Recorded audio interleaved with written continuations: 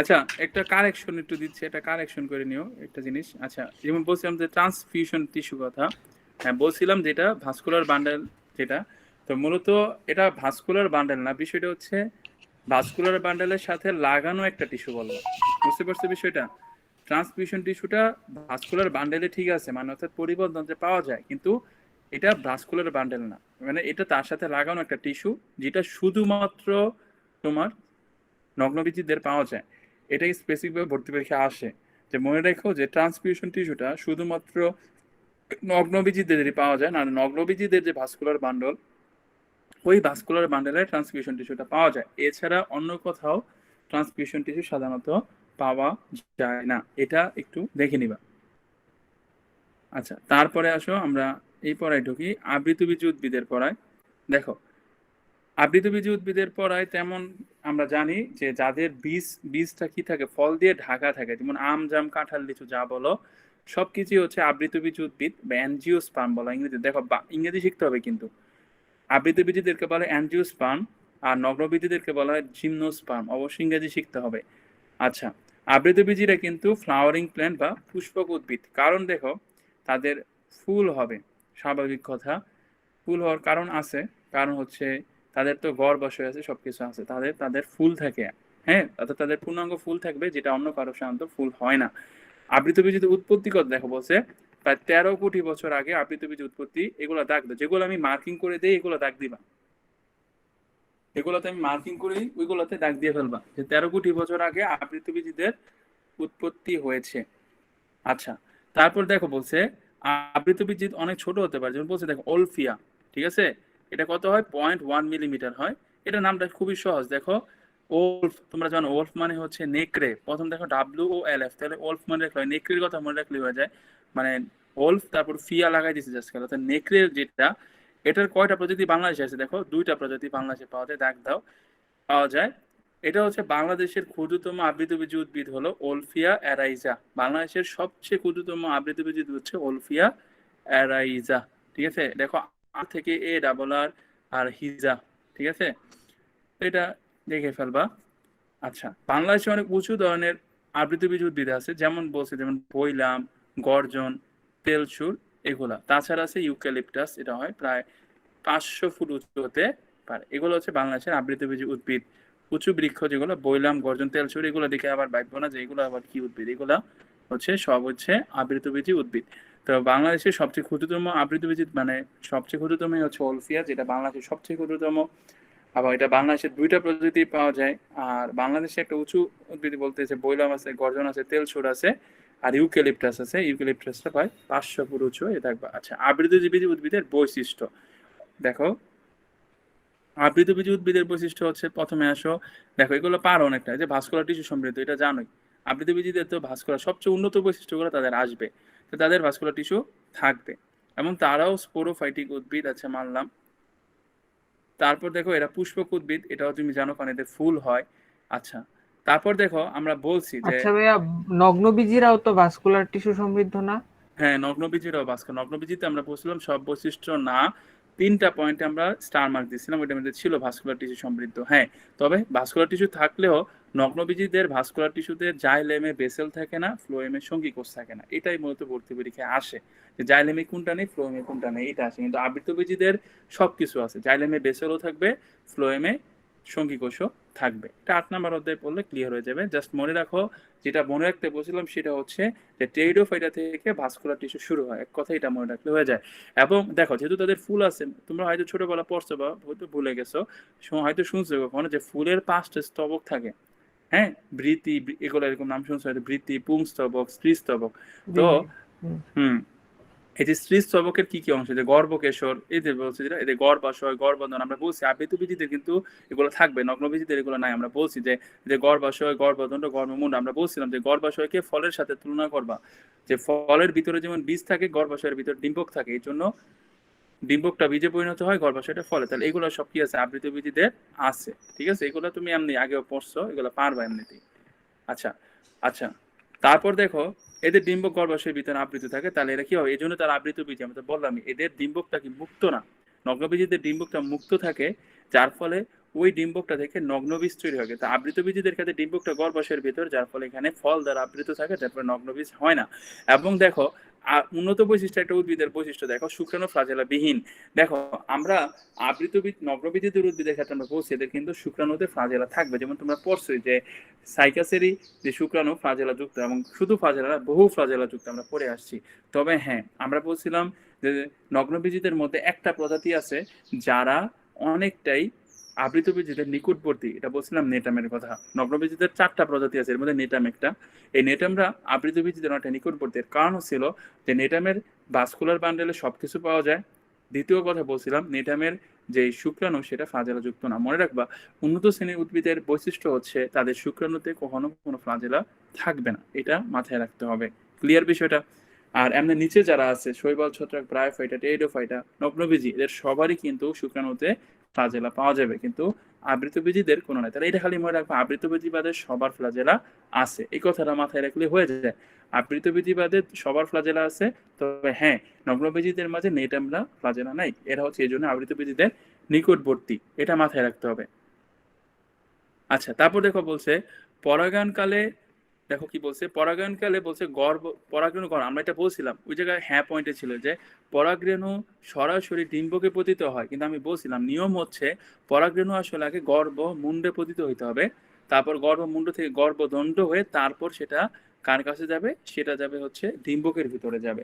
কিন্তু নগ্নবীজিদের ক্ষেত্রে ছিল যে সরাসরি রেণুটা এসে ডিম্বকের উপরে পড়ে যায়, কিন্তু তার ক্ষেত্রে কিন্তু না। আমরা বলছিলাম যে গর্ভমুণ্ড থেকে একটা নালী তৈরি হয়, এই নালীর ভিতর দিয়ে গিয়ে সেটা ডিম্বকের ভিতরে প্রবেশ করে। এবং আমরা বলছিলাম যে দিনিশেকের বিষয়টা দেখো, আমরা বলছিলাম দিনিশেক হচ্ছে একটা উন্নত বৈশিষ্ট্য, এটা শুধুমাত্র আবৃতবীজিদেরই ঘটে।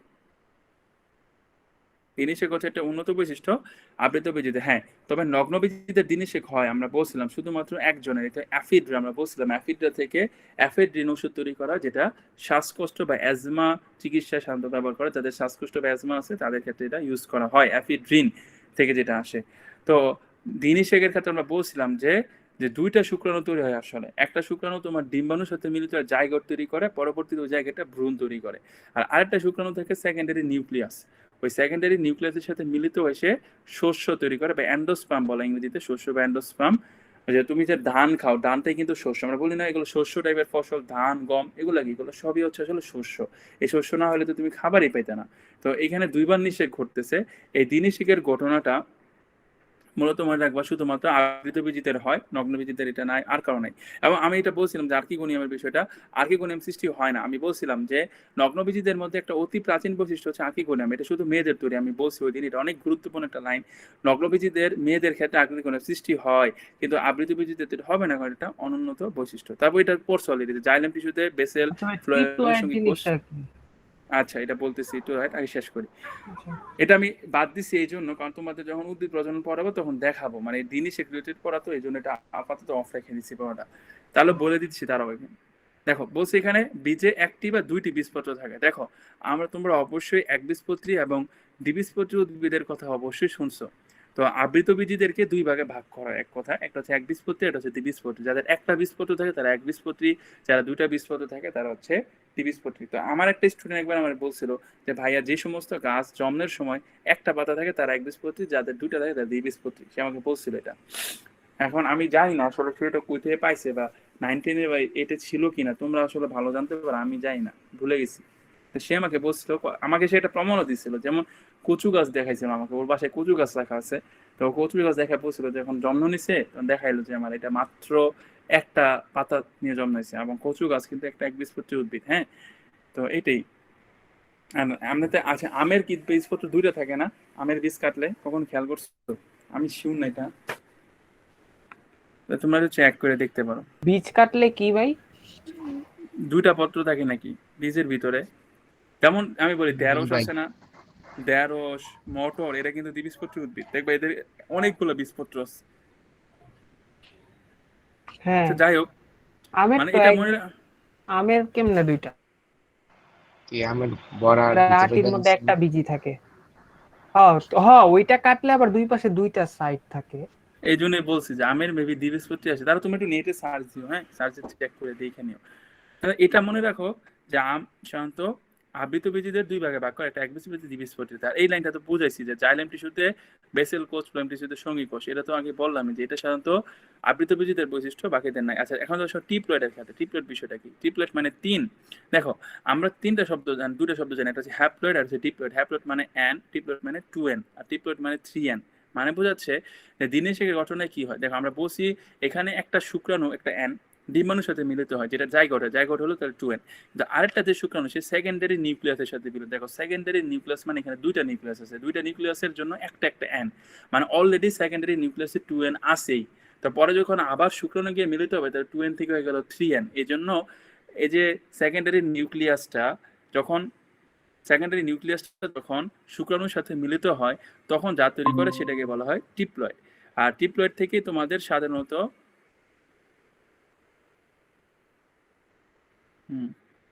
যেটা বলতেছিলাম যে সেকেন্ডারি যে নিউক্লিয়াস ওইখানে অলরেডি দেখো সেকেন্ডারি মানে কি দুইটা নিউক্লিয়াস আছে, ঠিক আছে? তো দুইটা নিউক্লিয়াসের জন্য দুইটা এন, ঠিক আছে? তো পরবর্তীতে আরেকটা শুক্রাণু এসে যুক্ত হলো, তাহলে হইলো তিনটা এন। তাহলে তিনটা এনের জন্য এটাকে বলা হয়েছে টিপ্লয়েড। এই জন্য শস্য বা এন্ডোস্পার্ম, যেটা মানে যে ধান গম যেগুলো আমরা খাই এগুলো হচ্ছে শস্য, এই শস্যগুলো সাধারণত ট্রিপ্লয়েড হয়। এটা তোমরা উদ্ভিদ প্রজনন চ্যাপ্টারটা পড়লে আরো ডিটেলসে বুঝতে পারবা। গেল এটা। এখন আবৃতবীজী উদ্ভিদের দেখো বর্তমানে প্রজাতির সংখ্যা কত? প্রায় বলছে 2,87,000 প্রজাতি পৃথিবীতে এখনো বেঁচে আছে। তো এটা একটু দেখবা, বর্তমানে প্রায় 2,87,000 প্রজাতি পাওয়া যায়। তো পরে দেখো বলছে বাংলাদেশের প্রফেসর এম সালাম খানের মত বাংলাদেশে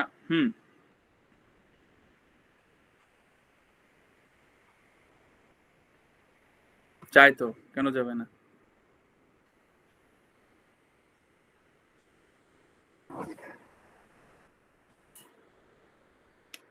করা যাবে, ছোট হইলে কি করা যাবে না? পিঁপড়া তো অনেক ছোট, এর মানে কি পিঁপড়ার ইয়া নাই, ইয়া নাই, অঙ্গ অঙ্গ প্রত্যঙ্গ নাই?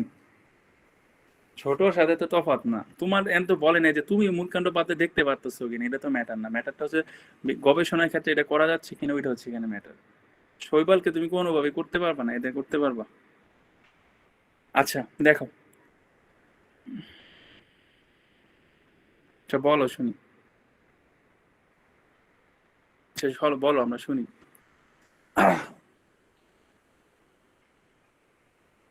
হুম,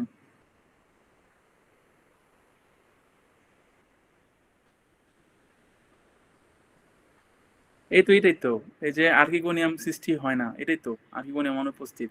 আর শুক্রাণু নিশ্চল, এই যে বললাম ফ্লাজেলাবিহীন মানে তো নিশ্চল। ফ্লাজেলা না থাকলে চলবে কেন? বললাম না যে আমাদের শুক্রাণুতে ফ্লাজেলা আছে, এই জন্য আমরা চলতে পারি, দেখবা। ঠিক আছে? যে ছেলেদের থেকে যে স্পার্মটা আসে ওই স্পার্মটা কিন্তু থাকে সাধারণত অনেক ইয়ার সার্ভিক্স বা ভ্যাজাইনাতে থাকে সাধারণত।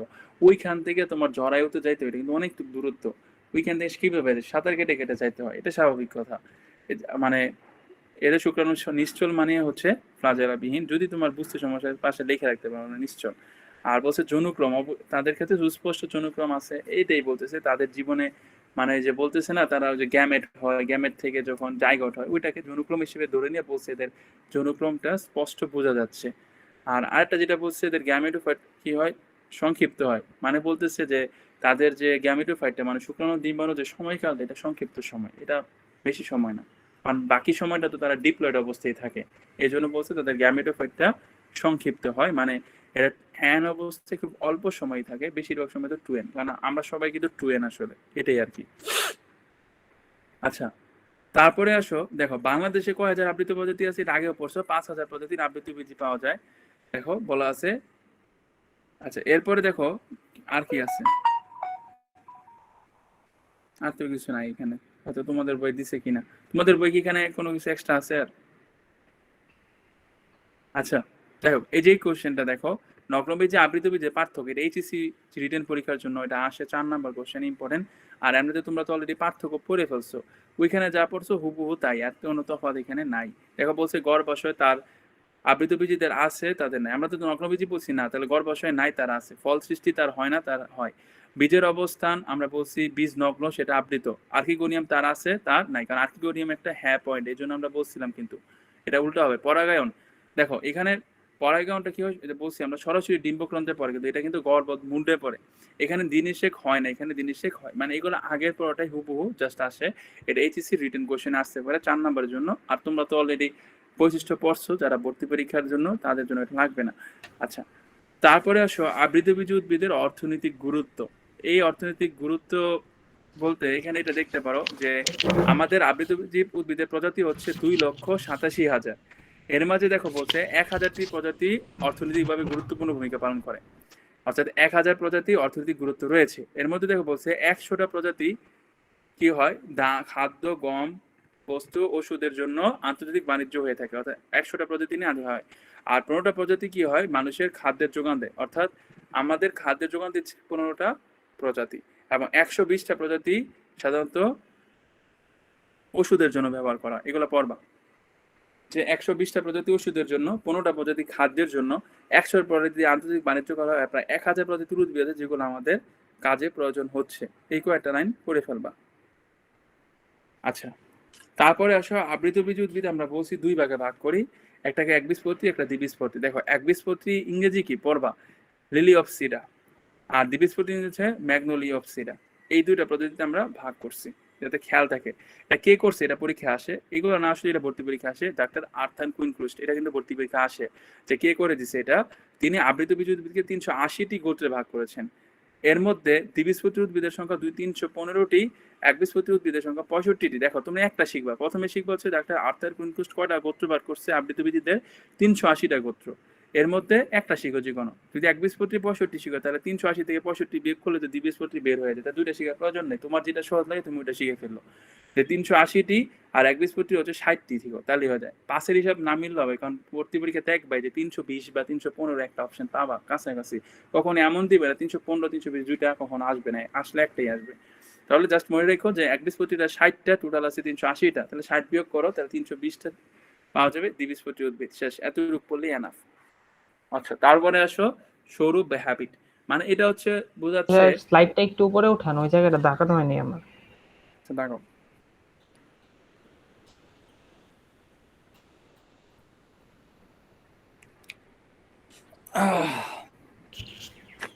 দেখাইছো? শেষ। আচ্ছা, তারপরে আসো স্বরূপের ভিতরে। দেখো এগুলা থেকে সাধারণত যারা এইচএসসি পরীক্ষার্থী এগুলা লাগেই না, আসলে টোটালি বাদ ভাই দিয়ে আমাদের দেয়। এইচএসসি হবে। আরে তোমার তো আর বায়োলজি নাই কেমিয়া, তোমার দুজনে তুমি তোমার ইয়া। ও আচ্ছা, সরি বিল্লিশ। হ্যাঁ, তোমার তো কি ম্যাথ না, ইয়ারও তো ম্যাথ। তোমরা ম্যাথ দিয়ে খাইছো একদম, ওরা এলা ম্যাথ করো বলে খাইছে। ম্যাথ হচ্ছে বেশি কঠিন, এটা সত্য কথা, এ প্লাস পাওয়াটা।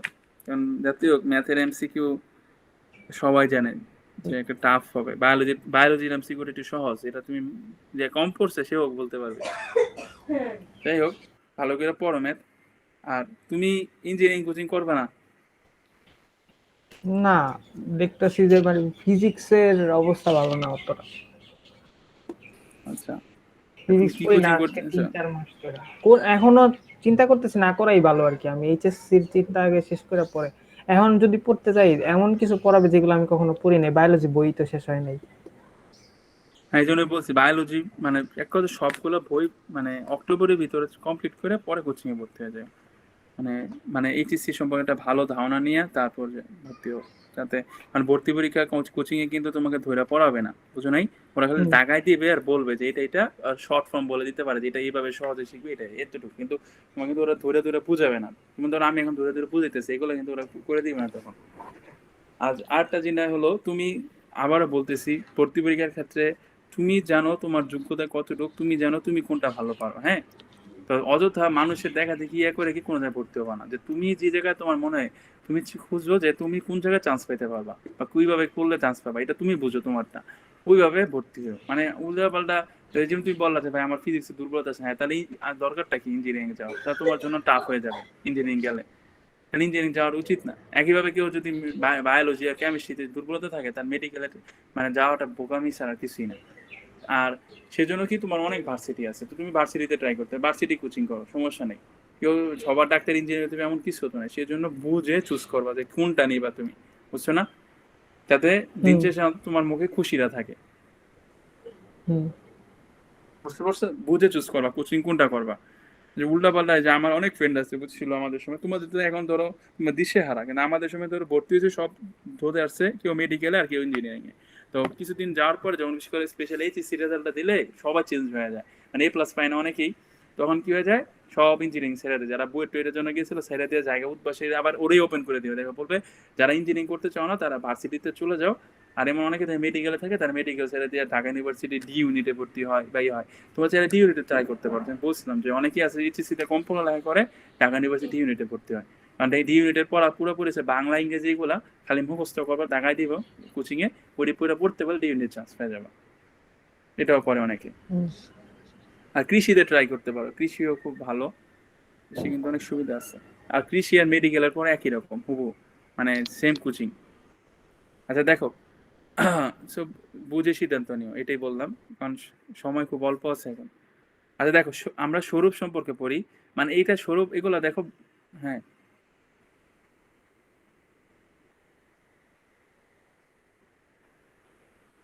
ওইটা ওইটা এক্সট্রা খালি ম্যাথ পড়ে আর কিছুই না, বুঝতে পারছো? মেডিকেলের সাথে ভার্সিটি তেমন তফাৎ নেই, একই, ম্যাথটাই তফাৎ হয়ে যায়, ম্যাথটাই পারে না ঢাকা ইউনিভার্সিটির জন্য ঝামেলা বাজে, ওই ম্যাথটা হচ্ছে এক্সট্রা ভাবে করতে হয়, এটা মেডিকোতেই করে, মেডিকোতে আলাদা নিতে হয় যে আমি ম্যাথ করবো, আমি নেই, কারণ আমার কথা হচ্ছে এগুলো হুদাতে আমার মেডিকেল আমি মেডিকোতে কি মানে ওই এমনিতে মেডিকেল কোচিং এর পাশাপাশি এরকম ম্যাথ মানে ম্যাথ আছে একটা, ম্যাথ ফিজিক্স? হ্যাঁ ম্যাথ আছে ওই অনেকটা উদ্বাসের মতো, উদ্বাসের যেমন ইঞ্জিনিয়ারিং পাশাপাশি বায়োলজি কোর্স নেওয়া যায়, একইভাবে ইয়ার ক্ষেত্রে এটার জন্য কি আলাদা টাকা দিতে হয় মেডিকোতে? হ্যাঁ আলাদা টাকা দিতে হবে, উদ্বাসে আলাদা টাকা দিতে হবে, মেডিকেল আলাদা দিতে হবে। এই জন্য তো রিফাতকে আমি বলছি যে তুমি যাতে টাকা, তুমি আগে যদি রিফাত কনফার্ম হইতে পারে ভর্তি পরীক্ষার আগে যে মানে তাদের এই 7টা চ্যাপ্টারের বাইরে কোনো কোশ্চেন হবে না, আমরা যেগুলো পড়তেছি এখন, তাহলে রিফাতকে সাজেশন হচ্ছে রিফাত যাতে কোনো জায়গায় ভর্তি না হয়, আর কারণ তার আমি যা দেখাচ্ছি সেগুলো পড়লেই সে বায়োলজি সব ভার্সিটিতে কমন পড়ে যাবে, তার বোঝাতে হ্যাঁ কইরা টাইম নষ্ট করার তো মানে নাই, তার তো দাগানোই আছে সব রেডিমেড, সে পড়বে এখন। আর তোমার ক্ষেত্রে তো তুমি যেহেতু মেডিকেলে যাও, তো তোমার তো বায়োলজি ডিপলি আর পড়তে হবে, তো ওটার ক্লাসও আলাদা না? হ্যাঁ ওইটার ক্লাস আলাদা, আমি করি নাই, ঠিক আছে আমি করি নাই, এটা তোমার উপর ডিপেন্ড করে, এই জন্য তো বলছি যে এখন না আমি নেই, এই তো বলছি তোমার উপর ডিপেন্ড করে যে তুমি, আমি বললাম না যে তো পড়াইতে পারাই না। হ্যাঁ আগে কি হইতো জানো, আগে হচ্ছে যে এইচএসসি রেজাল্টটা পাবলিশ হইতো সবাই ছেড়ে দিত, মানে যারা থাকার মধ্যে থেকে দিত, আর যারা হচ্ছে বুঝে গেছে যে না আমি পারতাম না তার আগে ছেড়ে দেয়।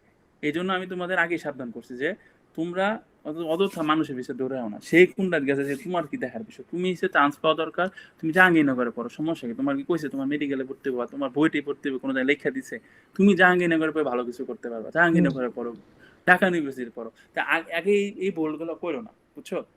এটাই আমার ব্যক্তিগত সাথে যে এই ভুলটা করো না, তাহলে কি জানো কোচিং এ 2টা মাস নষ্ট হবে তোমার, হুদাতে তোমার 2টা মাস নষ্ট হবে। ইঞ্জিনিয়ারিং কোচিং কোর্স 2 মাস পরে দেখছো রেজাল্ট খারাপ হয়ে গেছে, আমাদের সময় যেটা হইতো তখন কি হতো সাইডা দিয়ে ভার্সিটির জায়গায়, এর চেয়ে ভালো প্রথম দিয়ে ভার্সিটি করো অথবা প্রথম দিয়ে একটা টার্গেট করো। ওই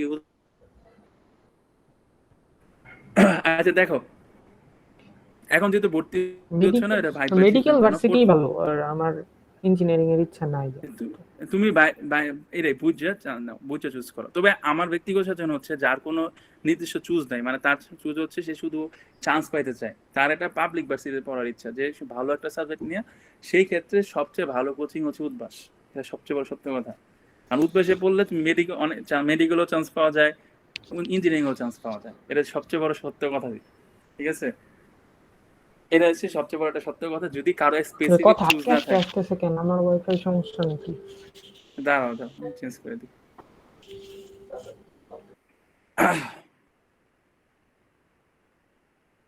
হ্যালো শোনা যাচ্ছে? হ্যালো জি ভাই এখন শোনা যাচ্ছে। মানে বলতেছি যে তোমাদের মধ্যে যাদের কোনো স্পেসিফিক চুজ থাকে না, মানে কথা হচ্ছে আমি চান্স পাইতে চাই কোনো একটা ভার্সিটি, যেমন ঢাকা ইউনিভার্সিটি পড়তে চাও, জাহাঙ্গীরনগর, তাদের ক্ষেত্রে আমার ব্যক্তিগত স্বাধীন হচ্ছে ভার্সিটির জন্য আমাদের কোচিং আছে, হ্যাঁ অনেক যেমন ওমেগা টোমেগা এগুলো আছে, কিন্তু আমার মতে সবচেয়ে ভালো হচ্ছে উদ্বেশে কোচিং করা। কারণ উদ্বেশে কোচিং করলে কি লাভ জানো, তুমি যে কোনো জায়গায় সুযোগ নিতে পারবা, মানে সব সাইট তোমার জন্য খোলা থাকবে, এই যে একটা সুবিধা। আর মেডিকেলে গেলে হ্যাঁ যদি ম্যাথটা করো তাহলে কিছুটা খোলা থাকবে, ভার্সিটি তোমার জন্য খোলা থাকবে। আর তোমাকে বুদ্ধি দিছি যে জাহাঙ্গীরনগর ইউনিভার্সিটি ডি ইউনিটটাকে টার্গেট করো, জাহাঙ্গীরনগর ইউনিভার্সিটি ডি ইউনিটটাকে টার্গেট করো। এখন শোনা যায় না? জি ভাই। হ্যালো আচ্ছা আচ্ছা আমি পরে যাই। হ্যাঁ দেখো এখানে স্বরূপ সম্পর্কে আলোচনা করি। দেখো এগুলো একটা কিছু আসলে ভর্তি পরীক্ষা আসেন কোনো জায়গায় আসেন, এটা হচ্ছে কি জানো, ওই যে গাছের নেচার, কোনো গাছ কাষ্ঠল গাছ আছে না কাঠ হয়, কোনো গাছ দেবে কাঠ নাই, যেমন দেখবে গাছে কি কাঠ আছে, এটাই বলছে। যেমন বলছে ছোটবেলা দেখছে বিরুৎ বা হার, যেটা মানে হচ্ছে যে সমস্ত গাছগুলো কাঠ নাই, অকাষ্ঠল, যেমন হচ্ছে দেখো লেখছে ধান গম দুর্বা ঘাস, এদের কথা। হ্যাঁ, এগুলা কি সাধারণত অকাষ্ঠল গাছ আর কি। তারপর হচ্ছে ভাই একটা উপকূল। কথা ছিল, হ্যাঁ বলো। এতক্ষণ কিছু শুনতে পাইনি। আচ্ছা ভাই একটা কথা, ওই বললেন যে উদ্ভাসে গেলে অপরচুনিটি বেশি পাওয়া যায়, তাইলে উন্মেষ নাকি ভালো না খুব একটা, সবাই উমেশ তো বলে। মেডিকেলের, উমেশ তো ওইটাই তো মেডিকেলের। বলতেছি। এখন আমার যদি ইঞ্জিনিয়ারিং ইচ্ছা না থাকে, তাইলে তো উদ্ভাসে গিয়ে লাভ নেই। আমি কি বলছি, আমি বলছি যে ভাই তুমি, মাথা নষ্ট হয়ে গেছে ভাই। আমি বলি তোমার বিষয়টা হচ্ছে এমন যে তোমার হচ্ছে নির্দিষ্ট টার্গেট নাই, মানে তোমার মেডিকেলে তুমি একবার পড়বা এমন ইচ্ছা নাই, আবার ইঞ্জিনিয়ারিং পড়বা এমন ইচ্ছা নাই। তোমার কথা হচ্ছে তুমি চান্স পেলেই হয়েছে, মানে ভার্সিটিতে মেডিকেল হুম। যেন চান্স পাও, ভালো সাবজেক্ট নিয়ে চান্স পাইতে চাচ্ছ বা চান্স পাইলে হুম। তুমি খুশি। অনেকে আছে না এমন, হ্যাঁ হ্যাঁ হ্যাঁ। মানে আমার কথা আমি পাবলিক ভার্সিটি পড়তে চাই। এটা যদি হুম। অনেকে আছে দেখবা ঢাকা ছাড়া কোনো, যেমন আছে অনেকে বহুত পলাবাইন আছে, মেডিকেলও আছে যে ঢাকা মেডিকেলে চান্স পায় না, ঢাকার ভিতরে পায় নাই, মেডিকেলে পড়তো না, প্রাইভেট মেডিকেলে পড়তে, বহুত রেকর্ড আছে এরকম। হ্যাঁ হ্যাঁ, বড় এরকম লোকের মেয়েরা দেখছি আমি। বহুত আছে, হ্যাঁ। বড় লোকের মেয়েরা এগুলো করে বেশি, যে ঢাকার বাইরে চান্স পাইছে, সুন্দর করে প্রাইভেটে ভর্তি হয়ে গেছে ঢাকা, কারণ ওদের বাবা মা দিবে না। এমন একই অনেকে আছে ঢাকার বাইরে ভার্সিটিতে চান্স পেয়েছে, দিবে না, ঢাকা ইউনিভার্সিটিতে দিবে না, বুঝছো, তার আগে পাবলিকে ভর্তি হয়ে যায়, ব্র্যাক ট্যাগে ভর্তি হয়ে যায়। কিন্তু তুমি আর তোমার ক্ষেত্রে তো এমন না, ঠিক না? আমাদের মধ্যে কেউ আসলে এমন নাই। আমাদের মধ্যে যদি কেউ রাঙামাটি ভার্সিটিতে চান্স পায় সে হেনও যাবে, ঠিক না? হুম। হুম। অথবা বরিশালের চান্স পায় হেনও যাবে সবাই, এটা যাবে, হুম। এটা আমি জানি ভালো করে। তো তোমার ক্ষেত্রে যদি মানে যারা এমন আমাদের মতো যে চান্স পাইলেই হয়েছে একটা, তাদের জন্য বলছি যে উদ্বাস ভালো, তাদের জন্য অপরচুনিটিটা বেশি খোলা থাকে আর কি। ওই দিক থেকে ওই সেন্সে বলছি যে তাদের জন্য উদ্বাসে কোচিং করা ভালো। আচ্ছা সমস্যা নেই, এটা তোমার, তুমি আমার দেখা করো, আমরা বাইরে দেখা হলে আলোচনা করবো না আলাদা করে, বুঝাই দিব। আচ্ছা ঠিক এটা আছে। এটা ডিপ্রেশনে পড়া কোনো কোনো সমস্যা নেই, ঠিক আছে? এটা ডিপ্রেশনে পড়া লাগবে না। দেখো তুমি এখন খালি পড়তে থাকো, এইচএসসি কমপ্লিট করো। দেখো বিরুৎ সম্পর্কে আসো, বিরুৎ বা হার্ব, যেটা হার্ব বোঝেন, দেখো যে হার্বাল গাছ যেটা বলতে গেলে আসলে কি, মানে যে সমস্ত গাছে কাঠ থাকে না, যেমন দুর্বা গাছে তোর কাঠ নাই, এটাই বলছে। আর গুল্ম, উপগুল্ম মানে আন্ডার শার্প, অর্থাৎ এরা ছোট আকৃতির উদ্ভিদ হয়, যেমন কালকা সুন্দর বা দাঁত, এগুলো পড়ো না, আমি জাস্ট আমি দাগায় দাগায় যাচ্ছি, হ্যাঁ, এগুলো লাগে না। তবে গুল্ম জাতীয় গাছ বুঝো না, ঝোপ জাতীয় গাছগুলো যেগুলো, এই যে গুল্ম যেটা চিরেক গুল্ম, ঝোপ জাতীয় গাছ যেগুলো, এই যে ঝোপ জাতীয়, দেখো না, এই যে জবা গাছ দেখবা একটা ঝোপের মতো হয়ে থাকে, গোলাপ গাছ দেখবা ঝোপের মতো হয়ে থাকে, মানে ঝোপ জাতীয় গাছগুলো এগুলা। বৃক্ষ মানে কাষ্ঠল গাছ, এই যে আমজাম কাঁঠাল যা আছে সবই দেখতে পারো। তুমি এইচএসসি পরীক্ষার্থী, তুমি দিলে পড়ো, কিন্তু ভর্তি পরীক্ষা এগুলো আসে না, আমি বলে নিলাম।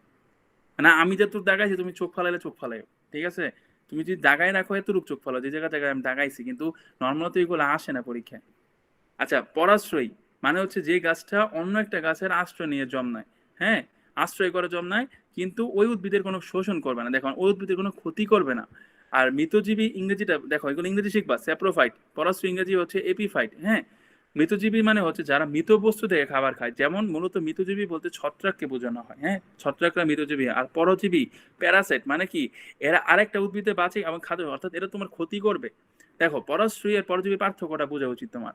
পরাশ্রয়ী মানে হচ্ছে যে উদ্ভিদটা তোমার কাছে আশ্রয় নিচ্ছে কিন্তু তোমার কোনো ক্ষতি করতেছে না, ঠিক আছে? যেমন সাপোজ ধরো রোহিঙ্গারা আমাদের কাছে আশ্রয় আছে, নর্মাল তো নর্মাল সেন্সে তারা আমাদের কেমন একটা ক্ষতি করতেছে না সাপোজ।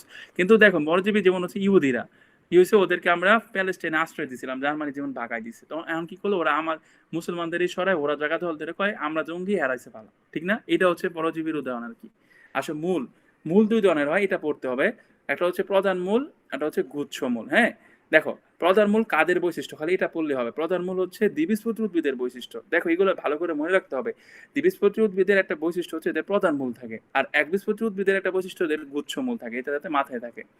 দ্বিবীজপত্রী উদ্ভিদের একটা বৈশিষ্ট্য হচ্ছে এদের প্রধান মূল থাকে, আর একবীজপত্রী উদ্ভিদের বৈশিষ্ট্য হচ্ছে এদের গুচ্ছ মূল থাকবে। দেখবা কচু গাছ উঠে দেখবা দেখা যায় গুচ্ছ মূল গুলা এদের মাথায় থাকে, এটা দেখবা। এই দুইটা লাইন। কাণ্ডের ক্ষেত্রে আসো, কাণ্ডের ক্ষেত্রে অনেক ধরনের কাণ্ড আছে, যেমন দেখো আমরা যেমন বলছি এটা ফাঁপা কাণ্ড, এটাকে বলে ফিস্টুলার স্টিম। আর আছে রাইজোম, দেখো ফিস্টুলার স্টিম। হুম,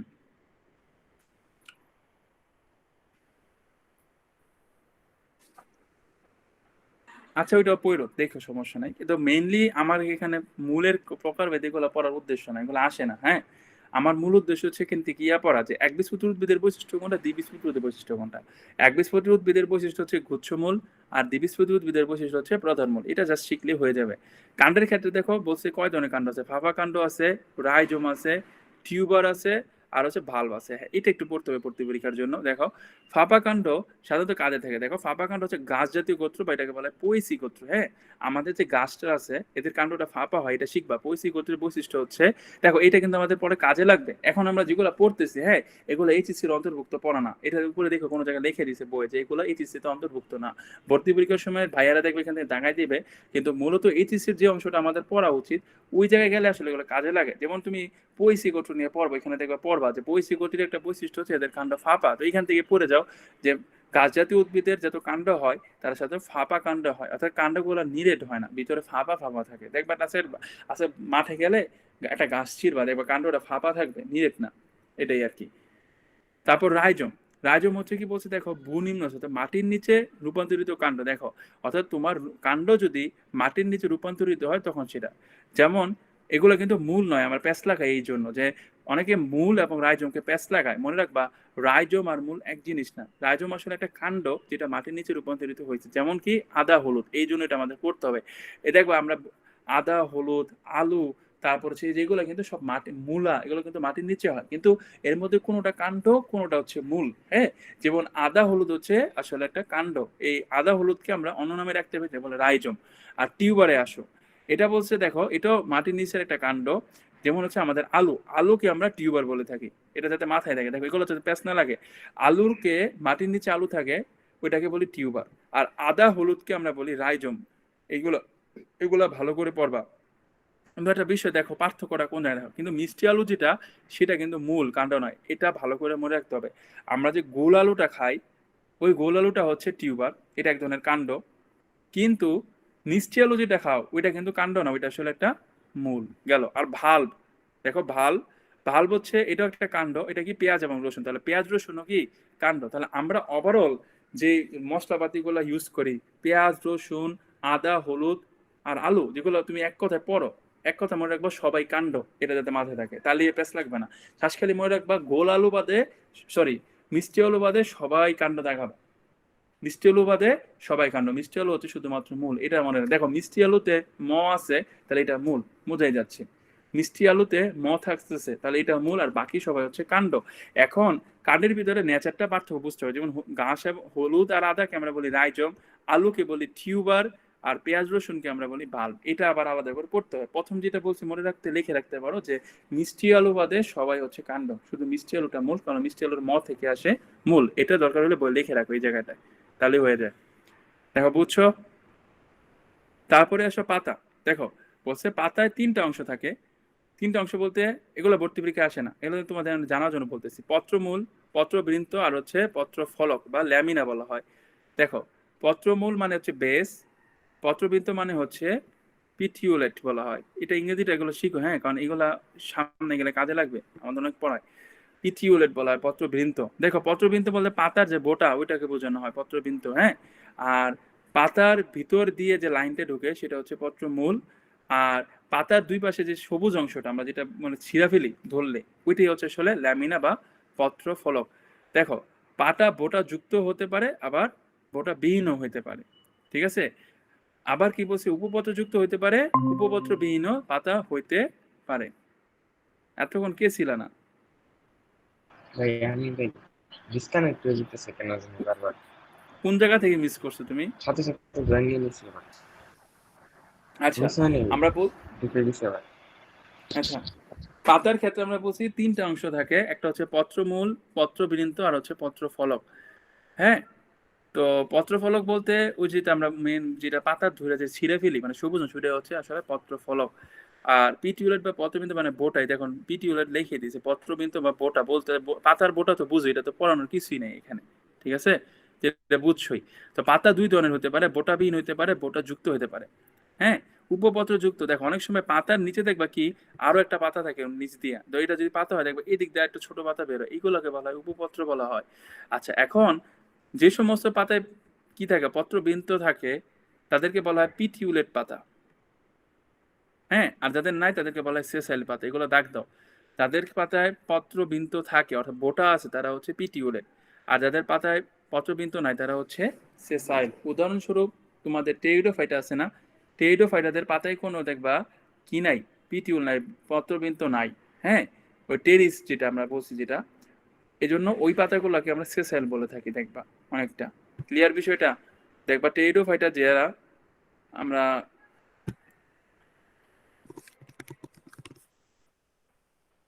দেখো এদের পাতায় কোনো ইয়া নাই, ভিন্ত নাই। দেখো এই যে এই পাতাগুলোতে কোনো, দেখো এই যে পাতাগুলো ডিরেক্ট কাণ্ডের সাথে এসে যুক্ত হয়েছে, যে এটা হচ্ছে কাণ্ড মাঝখান লাইনটা, দেখো সরাসরি যুক্ত হয়েছে, এদের কোনো বৃন্ত নাই।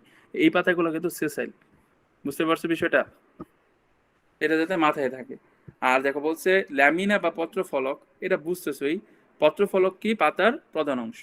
এগুলো পড়বা, যেগুলো দেখাই দিচ্ছি এগুলো পড়বা। আচ্ছা, তারপরে আসো স্টিপিউল বা উপপত্র। আমি বলছি অনেক সময় পাতার নিচে কি হয়, আরেকটা পাতা তুলে দেয়। দেখো কোনো কোনো পাতার বোটায় গড়ে দুই পাশে পত্র সদৃশ ক্ষুদ্র রূপাঙ্গ, দেখবা পাতার সাইড দিয়ে দুটা পাতা বের হয়, অনেক সময় ছোট করে দেখা যায়। হ্যাঁ, ওইগুলাকে আমরা বলি স্টিপিউল বা উপপত্র, দেখতে পারো। আচ্ছা, মুক্তপার্শ্বী উপপত্র, উপপত্র দুটি, এগুলো লাগবে না।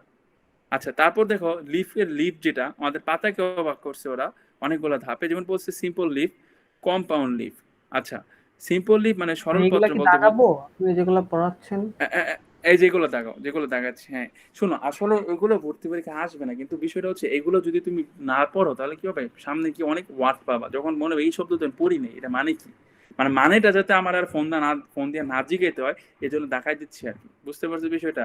তো তুমি দেখলা পিটিওলেট, তুমি আমি জিজ্ঞেস ভাই পিটিওলেট মানে কি, এটা যাতে আমার না জিজ্ঞেস করো, এই জন্য মূলত আমরা জিনিসটা পড়ে ফেলতেছি আর কি। মানে যেগুলো আমি হলুদ মার্কিং করতেছি দাগ দিয়ে রাখো, কিন্তু আমি বলে দিচ্ছি কিন্তু আমার যে কোনগুলো ভর্তি পরীক্ষা আসে আবার বলবো, তাহলে ওইগুলো দেখো। যেমন এগুলো আশা করি দেখাইছো, মূলে কাণ্ডের এই জায়গাটা ইম্পর্টেন্ট আছে, এটা ভর্তি পরীক্ষা আসতে পারে, এটা মাছ দেখাইতেই হবে।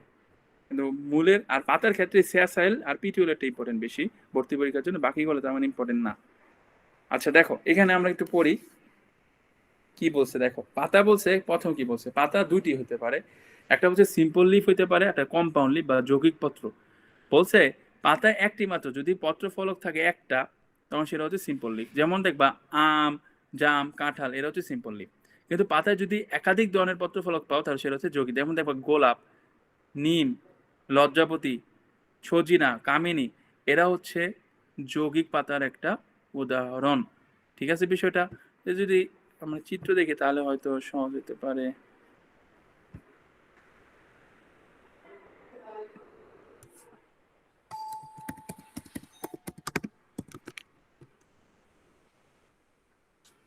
দেখো কম্পাউন্ড লিফ গুলা একটা এরকম হয়, আর সিম্পল লিফ গুলো দেখো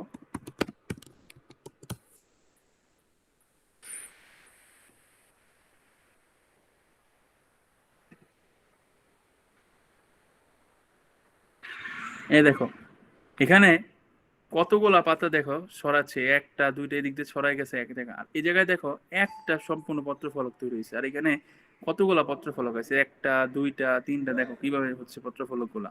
ঠিক আছে, সিম্পল লিফে দেখো এখানে দেখো একটা ডালে একই জায়গায় কতগুলা পাতা, খেয়াল করো, আর এখানে জাস্ট একটা পাতা তৈরি হয়েছে। এটা হচ্ছে সিম্পল লিফ আর কম্পাউন্ড লিফের পার্থক্য, এটাই তো জাস্ট খেয়াল রাখবা। ঠিক আছে। আচ্ছা, তো নর্মাল তো যে আম, জাম, কাঁঠাল, লিচু, এগুলো হচ্ছে সব সিম্পল লিফ। গোলাপ, নিম, লজ্জাপতি, সজিনা, কামিনী, এগুলো হচ্ছে কম্পাউন্ড লিফের উদাহরণ। আচ্ছা দেখো বলছে যৌগিক পাতা যারা, তাদের তো অনেকগুলা পাতা আমরা দেখছি। হ্যাঁ, এই দেখো এটা এই ও এখানে তো চিত্র ছিল। এই দেখো সরল পাতা, যৌগিক পাতা, দেখো এক জায়গায় কতগুলা পাতা, তো এখানে তো অনেকগুলা পাতা থাকে। তো এই জন্য এখানে বলছে যেটা প্রতিটি পত্র ফলককে আমরা পত্রক বা লিফলেট বলে থাকি। ঠিক আছে, কম্পাউন্ড লিফ, সিম্পল লিফ, এগুলা ভর্তি পরীক্ষায় আসে না, ভালো দাগ দিয়ে রাখতে পারো একটু দেখার জন্য আর কি, নিজের জ্ঞান বাড়ানো। তো এখন এই যে পত্র ফলক গুলাকে আমরা বলছি পত্রক বলি, বলছে এই একাধিক পত্রক নিয়ে একটি যৌগিক পত্র হয়। তো এদের মধ্যে আবার কিছু তফাৎ আছে, যেমন দেখো বলছে একটা হচ্ছে অচুর যৌগিক পত্র হতে পারে, সচুর যৌগিক পত্র। বলছে দেখো র্যাকিসের চূড়ায় যদি কোনো পত্রক না থাকে, অর্থাৎ পত্রকগুলো জোড়া সংখ্যায় থাকে, তবে তাকে অচুর বলা হয়। ক্লিয়ার? সেটা বোঝার চেষ্টা করো। এখানে দুটো বিষয় থাকে, একটা হচ্ছে অচুর, একটা হচ্ছে সচুর। হ্যাঁ, যৌগিক পত্রদের মাঝে র্যাকিস মানে কি? র্যাকিস বলতে বলতে কাণ্ডকে বোঝানো হচ্ছে। মানে এই যে আমরা যে চিত্রটা দেখছি, দেখাই,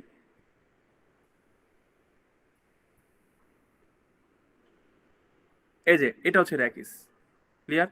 মানে যেখানে ধরে রাখছে। তো এটা বলছে র্যাকিসের চূড়ায় যদি, মানে এটা চূড়ায় যদি তুমি পাতা পাও, হ্যাঁ, তখন সেটা হবে সচুর। দেখো র্যাকিসের চূড়ায় একটি কি বলছে, কোনো পত্রক না থাকে, অর্থাৎ পত্রকগুলো জোড় সংখ্যায় থাকে, তখন সেটা অচুর। এই দেখো এখানে চূড়ায় কোনো পাতা নাই, খেয়াল করো, কিন্তু এখানে দেখো এটা জোড় সংখ্যা আছে, এই পাশে দুইটি পাশে, তখন এটা হয়ে গেছে তোমার অচুর।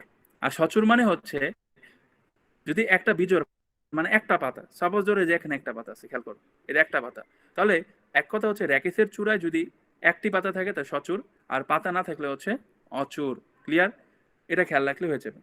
তারপর হচ্ছে দ্বিপক্ষল যৌগিক পত্র, মানে এক্ষেত্রে র্যাকেসের পাশ হতে শাখা বের হয় এবং পত্রগুলো শাখা দ্বীপে সাজানো থাকে, এগুলো লাগবে না, এগুলো পড়ো না, জাস্ট অচুর আর সচুরটা দেখো। কারণ কি, বইয়ের অনেক জায়গায় অচুর এবং সচুরের বিষয়টা আসবে। হ্যাঁ, যেমন তোমরা যখন ব্রায়োফিলিটিটা পড়বা, ওইখানে সচুর অচুরের বিষয়টা পেয়ে যাবা। যেমন ধরো একটু আগে যখন তোমাদের টেরিসের চিত্রটা দেখাইছিলাম, দেখো টেরিসের ক্ষেত্রে কেমন,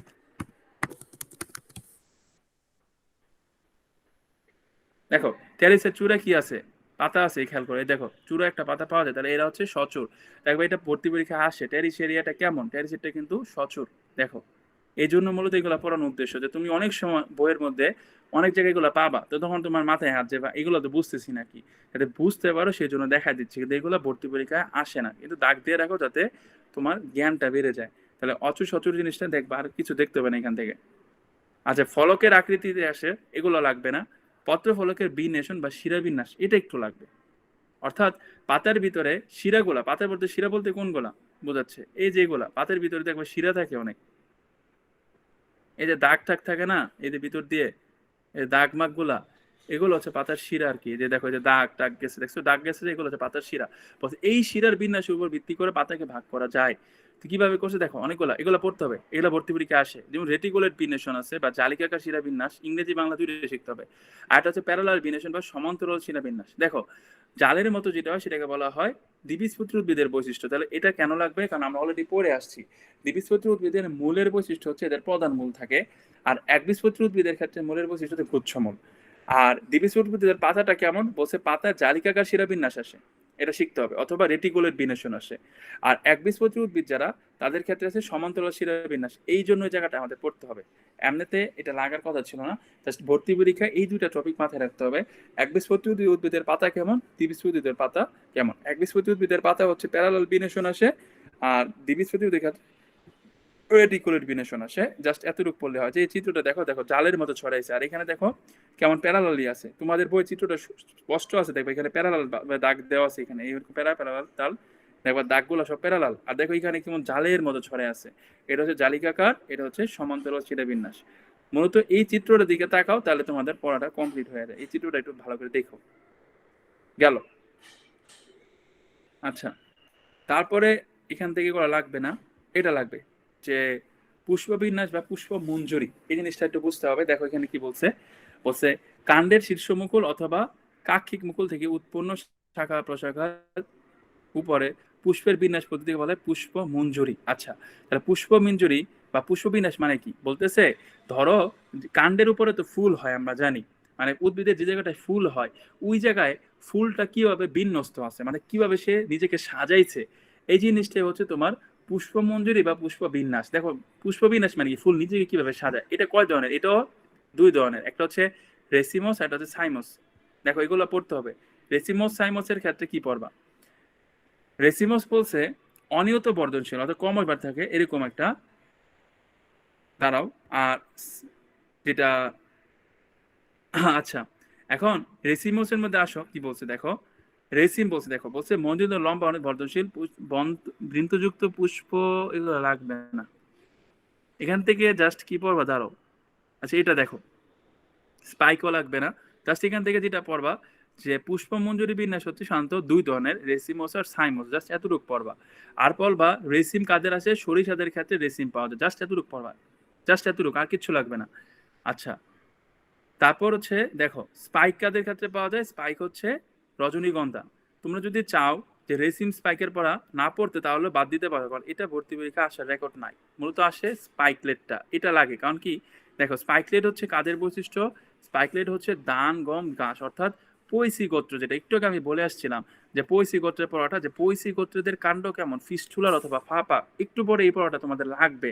আর এইচএসসি পরীক্ষার্থীদের রিটেন কোশ্চেন এটা আসে যে পৈসি গোত্রের বৈশিষ্ট্য লেখো। তা তুমি এখানে অলরেডি দুইটা বৈশিষ্ট্য পড়ে আসছো, একটা হচ্ছে পৈসি গণের তোমার যে কাণ্ড ফাঁপা, এবং পৈসি গোত্রের ক্ষেত্রে সাধারণত যে ইয়াটা থাকে মানে হচ্ছে পুষ্প বিন্যাস, যেটা ওইটার ধরন হচ্ছে স্পাইকলেট। ঠিক আছে, এখন তোমাদের এখানে এখানে দাগানোর উদ্দেশ্য ওইখানে না দাগানো হচ্ছে, তুমি জিজ্ঞেস করতে পারো স্পাইকলেট মানে কি, এখান থেকে দেখে নিবা যে কি বলছে, মঞ্জুরি দণ্ড যদি সংক্ষিপ্ত হয় এবং গোড়ার দিকে দুটি, কি লেখছে এটা বুঝাইতে যাচ্ছে না, এটা কি লেখছে একটু বলো তো। আচ্ছা, অস্পষ্ট গ্লুম আবার একটি সপুষ্ট গ্লুম বা লেমা থাকে। আচ্ছা, এখানে ওরা বলছে যে স্পাইকলেটের ক্ষেত্রে তোমার মঞ্জুরি দ্বন্দ্বটা সাধারণত সংক্ষিপ্ত হয়, এতটুকু খেয়াল রাখলে হয়ে যায়, মানে যে দ্বন্দ্বটা ওটা সাধারণত সংক্ষিপ্ত হবে, এটাই এনাফ, একটু বেশি জানা লাগবে না। তো মূলত তোমাদের জন্য আমার ব্যক্তিগত সাজেশন এটাই যে জাস্ট খালি এটা মনে রাখো যে ধান, গম, ঘাস বলতে পৈসি গোত্রকে বোঝানো হয়, দরকার লিখে রাখো পৈসিদের ক্ষেত্রে যে ধরনের পুষ্পবিন্যাস হয় সেটাকে বলা হয় স্পাইকলেট। আর স্পাইকলেট কাদের অন্তর্ভুক্ত? রেসিমোসে। তাহলে পৈসিদের কিন্তু রেসিমোসে হয়, এক কথা এটাই, এতটুকু পড়বা, মানে এখান থেকে একটা লাইনই পড়বা, স্পাইকলেট হচ্ছে এটা, আর কিচ্ছু না। আচ্ছা, আর সাইমোস ক্ষেত্রে কি আসে দেখো, সাইমোসের ক্ষেত্রে খালি পৈসি জবা মানে পড়বা কি মঞ্জুরি? না, পৈসি মানে হচ্ছে ঘাস গোত্র, একটা গোত্র, উদ্ভিদের একটা গোত্র আছে, এটার নাম হচ্ছে পৈসি। হ্যাঁ, তো তোমাকে পরীক্ষা আসে পৈসি গোত্রের বৈশিষ্ট্য কোনটি, তোমাদের ক্ষেত্রে আসতে পারে নিচের কোনটি পৈসি গোত্রের বৈশিষ্ট্য নয়, যেমন দিয়ে দিবে পৈসি গোত্রদের যে মঞ্জুরি বিন্যাস অথবা ফুলের যে বিন্যাস, এটা হচ্ছে ধরো দিয়ে দিল রেসিম বা স্পাইক, তাহলে ভুল, কারণ আমরা জানি যে পৈসি গোত্রদের মঞ্জুরি পত্র বিন্যাসটা হচ্ছে অনেকটা কেমন, স্পাইকলেট, জাস্ট মুখস্থ করবা কেমন, অনেকটা স্পাইকলেট, এতটুকু পড়বা। আর সাইমোস আমরা তো বলছি দুইটা, প্রথম হচ্ছে রেসিমোস, একটা সাইমোস।